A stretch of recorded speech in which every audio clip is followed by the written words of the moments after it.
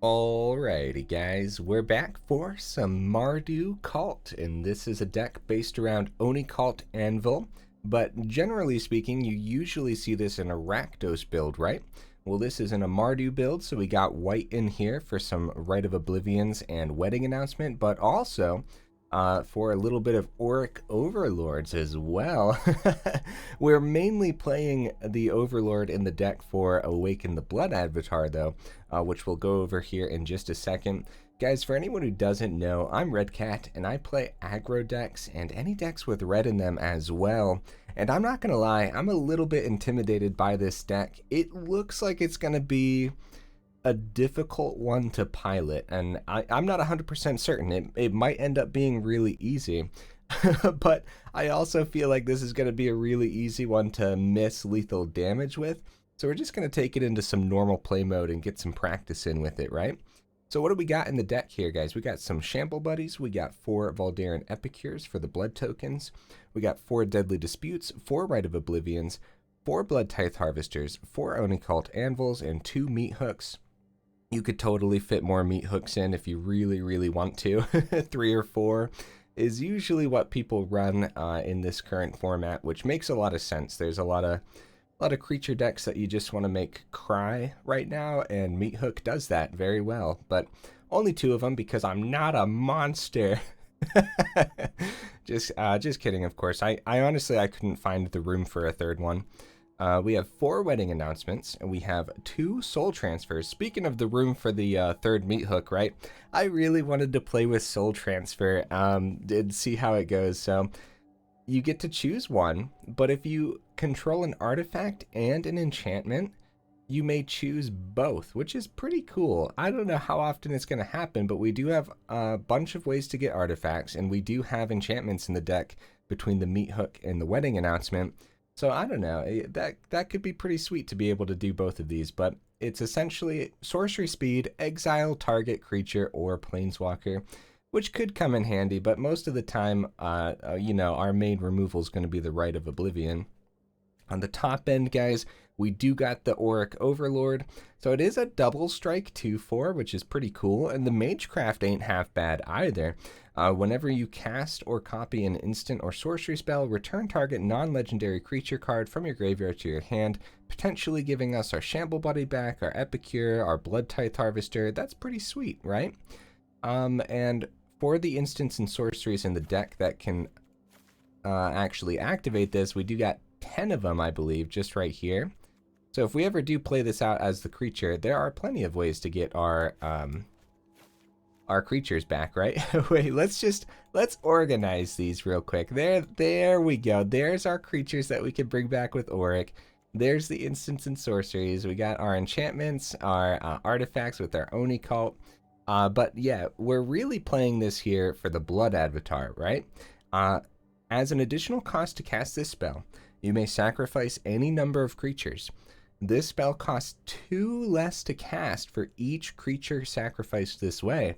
So just sacrifice 3 creatures, and this costs 2 mana. That's really good. Now 3 creatures is a lot, but in a deck like this, I don't know, man. We're gonna be pumping out those creatures pretty easily. So, and most of the time, you'll probably just want to sacrifice 1 or 2 of the creatures and cast this out for 4 or 6 mana. Not 6 often, unless you have some treasures that you're willing to spare, right? But, and then each opponent sacrifices a creature. Awesome.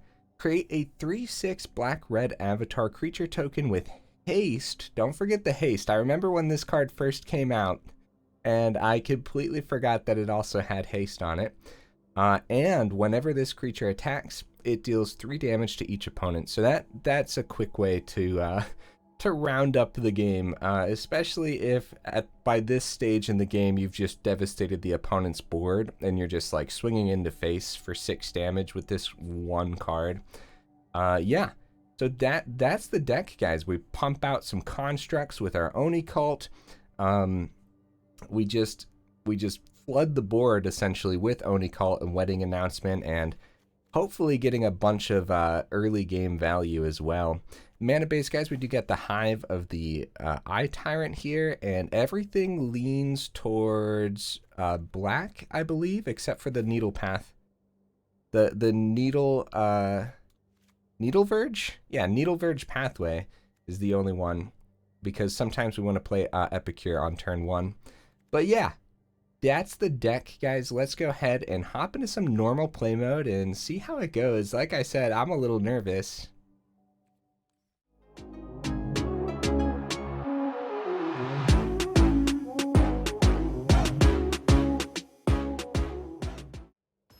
Right into the first match, as always anymore. Unless we're playing Alchemy, of course. Oh, man. Rite of Oblivion. No red. No red source. Dang, I just brought that up for the Epicure, too. We might keep this, though. I don't know. Not having all 3 of our mana. You get a treasure. Yeah, I guess. We'll try it. We'll try it. We do have a turn 1 here with the Shamble Buddy. And we might draw a red source. Shamble Buddy, go!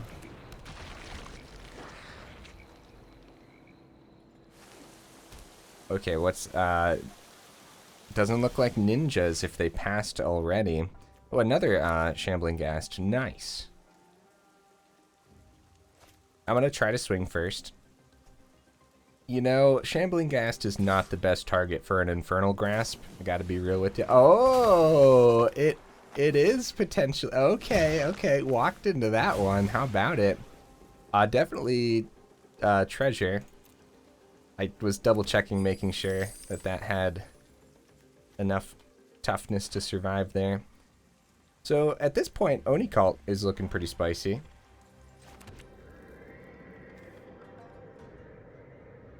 We could wait a turn, though. Just get the other Shambling Ghast down.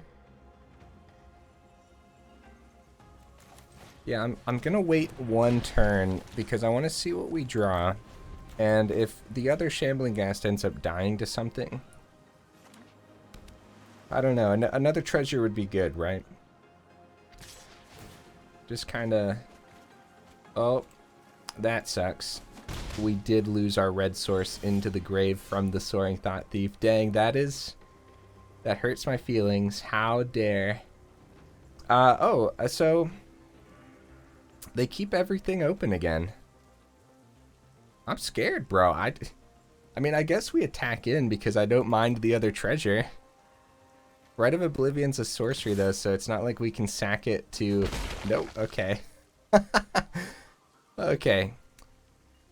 So, I don't know, man. I don't know. We really need that other red source. The Rite of Oblivion, get another treasure isn't bad. I think we're just going to get the Oni-Cult down. Ah, dang. What a mess. What a mess. Losing your mana to mill is always brutal.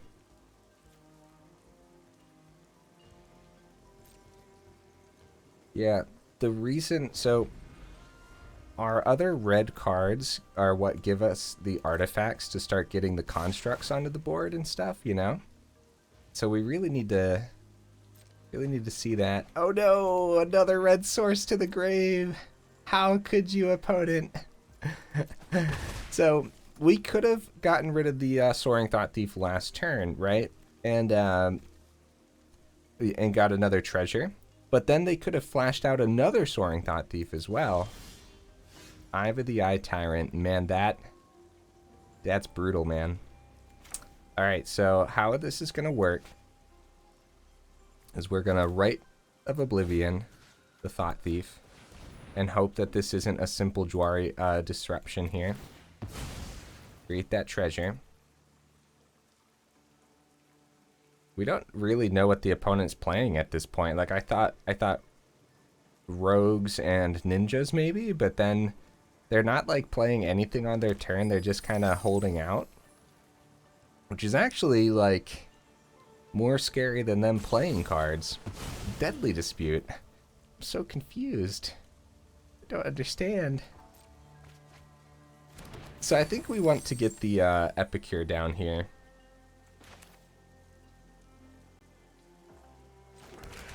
Right? Because we get the blood token, which we can sack to the Oni-Cult next turn, and we get a construct this turn. So I think that's a pretty good play. And we don't want to sack it this turn because we don't get multiple constructs per turn.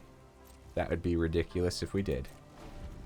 Right, so it's this ability triggers only once each turn. That would be insane though. If you could just keep popping off with the constructs. Although it does get pretty good when you get multiple Oni-Cults out there. Crippling Fear. Bro. How dare. Okay. Well, we'll sacrifice an artifact.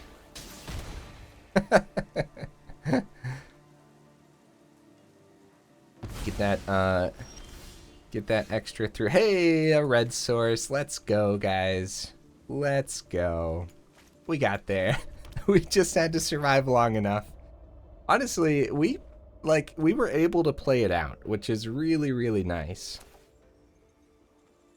We have the Rite of Oblivion open. If they did have like a creature or something, that's something we would that's something we could play this turn.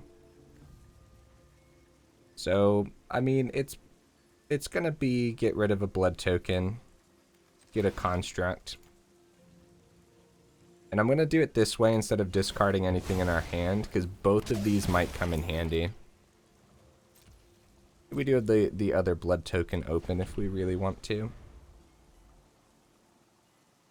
So artifacts you control leave the battlefield during your turn as well. So yeah, you can't just activate this. You can't get a construct on the opponent's turn either.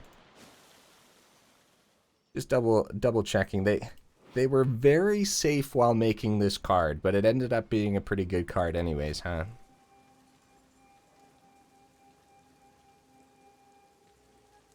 Opponent has 6 mana total, which is just, I have no clue what they're playing. I guess control, but they got the Soaring Thought Thief in there, and I don't know, man. I'm confused. At this point, I am tempted to get rid of the Soul Transfer, see what we draw, but I don't know. I like having this much removal too. Okay. Bloodtithe Harvester is pretty good.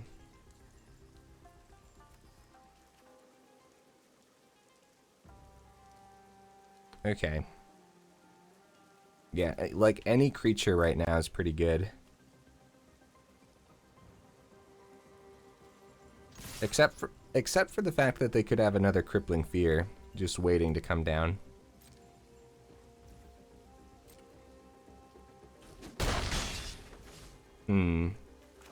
I think we still play it all out, right? Like I'm not 100% convinced that we're supposed to be playing around board wipes right now. I think we play stuff when we got it. And then hope that we have enough to remove late game threats.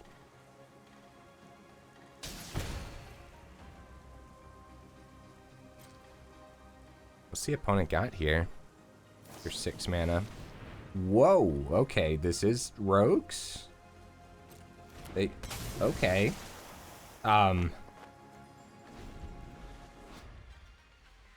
Deals combat damage to a player. Put target permanent card from that player's graveyard onto the battlefield under your control.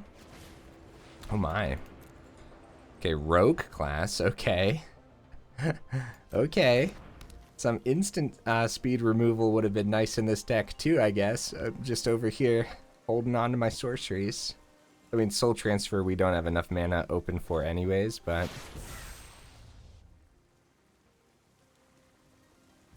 Okay, they went for a foretell. I was gonna say, we definitely chump there. Right, so my turn. I could play this out on white. I don't think we need another red source. But another white source could be good. We could flashback Rite to Oblivion or have the soul transfer open here. We could actually get rid of the rogue class too. Oh man, we're so close, aren't we? We're so close. We can power up the Hive next turn if need be. No enchantment on the board. I think it's gonna be the soul transfer here onto the Xerath. We'll go ahead and swing. Ooh, saw it coming. Okay, nice. Nice. Well, we have the other Rite to Oblivion open. So we'll go ahead and do that. Rite of Oblivion. Hit you. Sack you. Create a 1/1. Swing on in.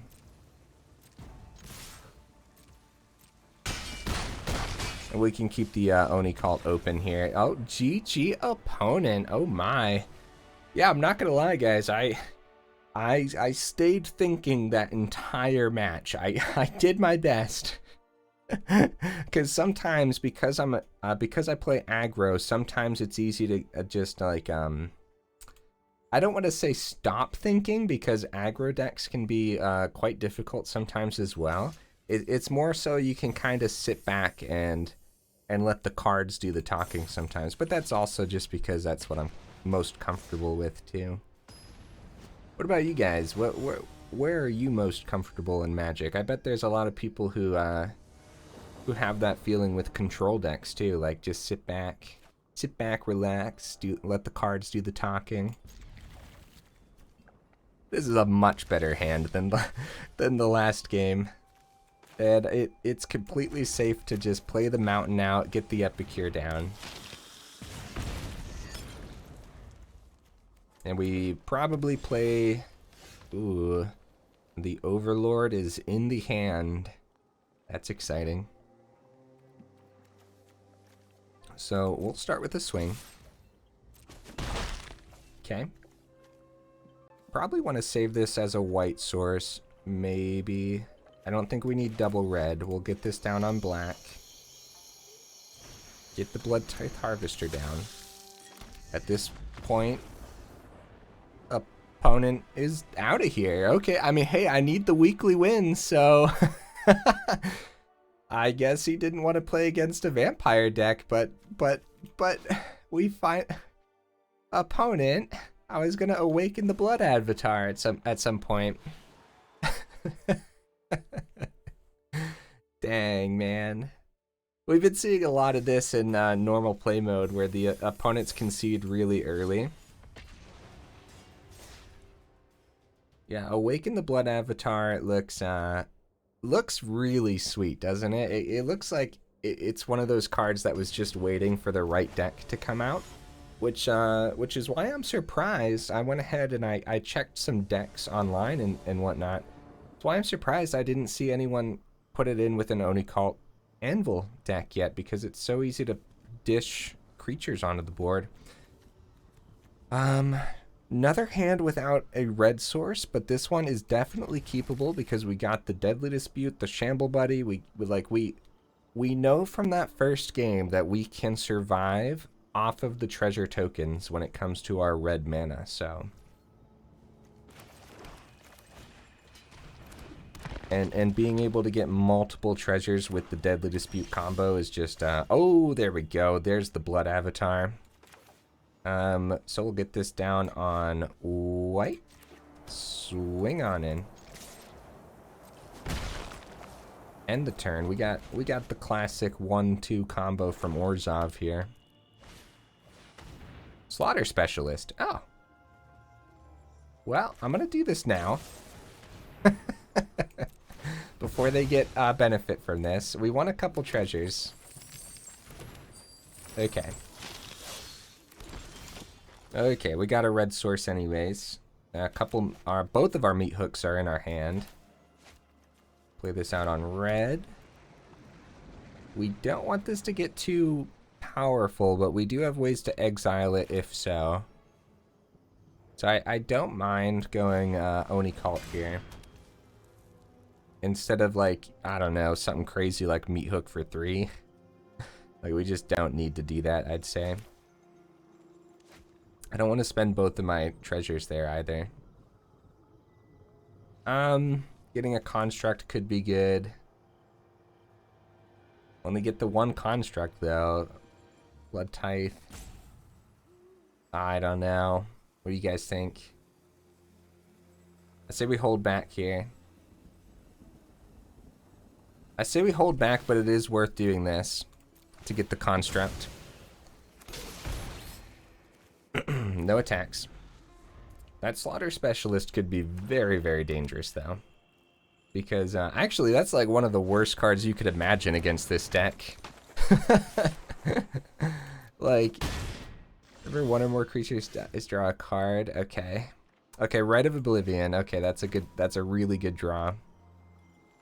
Could also just Meathook for 3 if we wanted to. Which is mean. I don't know how I feel about it. They do draw a card. We could also get the Blood Avatar down, but then this gets a buff, so it's probably Rite of Oblivion first. Hold on. It's actually Bloodtithe Harvester, then Rite of Oblivion on the Slaughter Specialist, and then get rid of the blood token here. Yeah. Yeah, that makes the most sense to me. No attacks. Don't want any of those to die right now. Meathook? Meathook for 2 from the opponent would be really sweet. Okay, they go for the Bloodchief's Thirst on the Bloodtithe Harvester. Yeah, that'll do it. They draw a card. And if we end up killing this without using the Rite of Oblivion, then they end up... Okay, so they end up saving a blocker there, too. Well, we could just Rite of Oblivion this, that way they don't draw more cards. That could work, I suppose. I suppose it could work. How do we want to do this, though? I guess we could... I think I missed a damage last turn. Because if we would have done this, like this, got the construct, then sacked the construct we made... Well... I don't know. I don't know. This is like what I was saying when I was going over the deck. I don't know when... Like, it's really easy to miss some damage in this deck, which is scary. We might... I think this is what we do.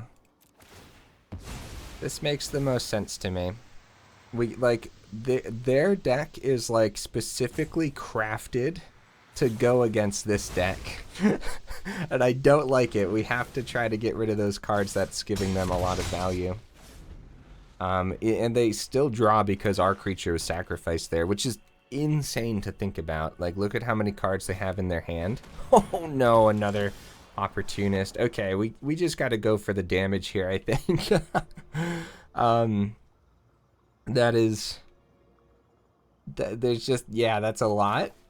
Dang. That opportunist is so good. I love it, opponent. I really do. That is so devastating. Oh, that's our only red source. Oh, crap. Yeah, and dang it.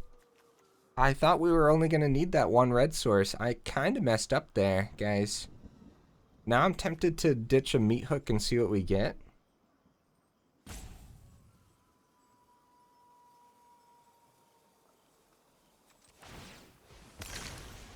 I'm going to.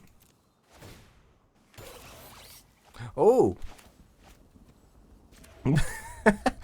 Okay, but like, what do I do? Like, I like, my brain is like, okay, we have to make it so that they get less value.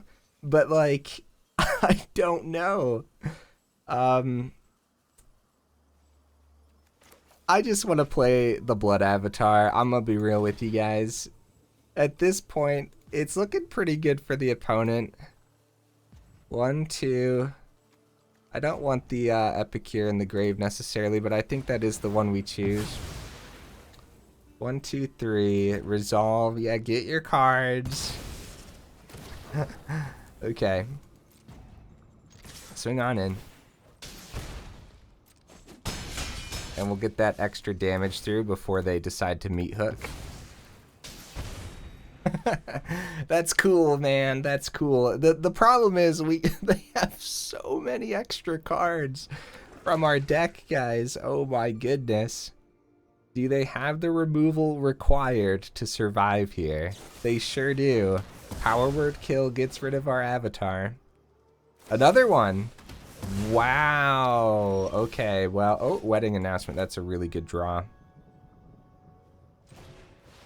That's a really good draw. Starting to reestablish a board state here is going to be super important. I say no need to Meathook for 0 here, because we could, if we get enough creatures on the board, we could just Meathook and get the rest of that damage through, right?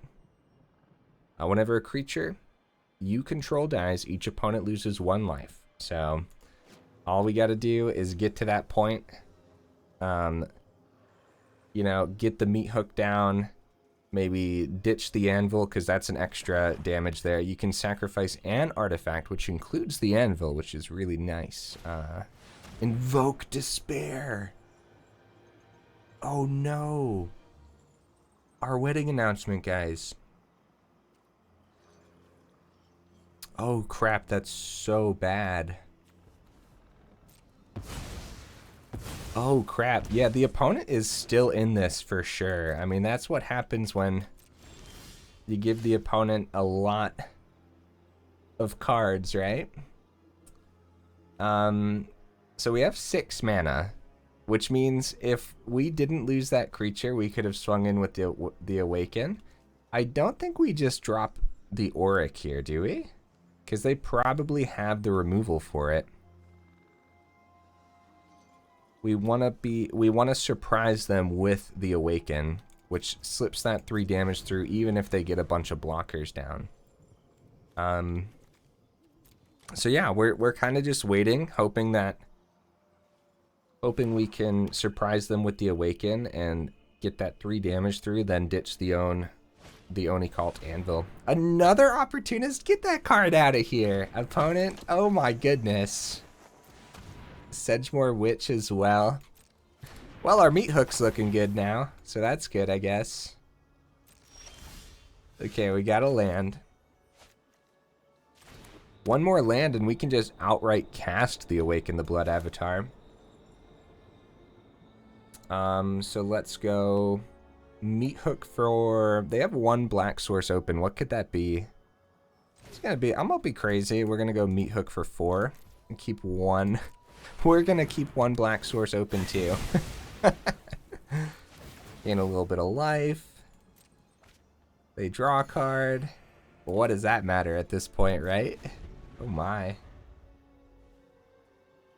This deck's pretty fun, guys. I was a bit more stressed out than I probably should have been to play it.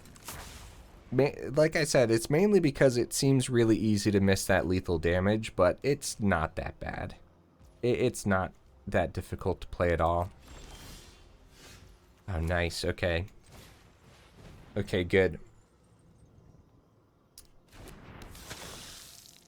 Let's see. Let's see. Actually, we could do it like this, too. That's pretty spicy. Ditch you. Right? Ping that damage through. They only have the 1 black source open. So pretty much anything we drew there, even if it was a land, we could have dropped the Overlord. Any creature, unless it was a 2-drop creature, that wouldn't have worked. No, even if it was our Bloodtithe Harvester, we would have gotten the blood token. That's interesting. That is interesting. Well, GG opponent. Looks like the Meathook is going to... Looks like the Meathook is gonna get there. Yep, good game. I waited that time because the other day when we played our mono red build, I dropped the good game early thinking that my damage was going to get through, but it didn't end up getting through. Then I feel bad when that happens, man. I don't like dropping the good game early, but that time it was an accident. So I did wait this time. 100% win rate over here in normal play mode. 3 matches, but they were pretty long matches. Well, not pretty long. 10 minutes is pretty normal, honestly. Man, I gotta get these quests done, but regardless, I'll do my best to get those quests done while recording this weekend's videos, as we are 30 minutes in, and that's about where I like to between 30 and 40 minutes. I always bring that up, but that's about where I like to keep it. And if we get into another like 12-minute match, then we're going overtime. Although I'm not sure that the length of the video matters that much. What do you guys think? What's a good length for a video? What do you guys enjoy watching? Especially if you made it this far into the video. First of all, y'all are champions, so thank you so much for being here. It really helps out the whole YouTube algorithm nonsense by just making it all the way to the end of the video. So thank you guys so much. What you guys think of the deck? This was a fun one. I think Blood Avatar is like not played enough. Am I crazy, or is this just a really good card and no one plays it? I don't know, because like, yeah, it certainly came in clutch in that last game, and there's just so many ways to get a bunch of creatures out, and it kind of ended up working. The Oni-Cult and the wedding announcement generated enough creatures to just dish this out easily. Some things to note, guys. I said it at the beginning, but you could definitely go up a Meathook. You do not need the soul transfers. It's just an okay card. You could take it out and add 2 other removal. You could add your other Meathooks. You could add your other exile 2 drops. You could even add a couple Eye Twitch and throw in a sideboard as well. Although Eye Twitch is not necessary for the deck. One of the reasons we didn't play Eye Twitch, which I probably should have mentioned at the very beginning, was because it didn't actually generate artifacts for us, which is what we wanted to see with the Oni-Cult, right? Yeah, I liked this one. Oh, something else. The deck did not like to give us our red source, so maybe find room. I don't know. I wouldn't go up a mountain, honestly. It ended up working out with all of the treasure. Yeah, I wouldn't touch the mana base. I don't know. That's a tough one, but yeah, the treasure ended up coming in super clutch. So guys, hey, thank you again for sticking around till the end. I really do appreciate you, and I will see you in the next video.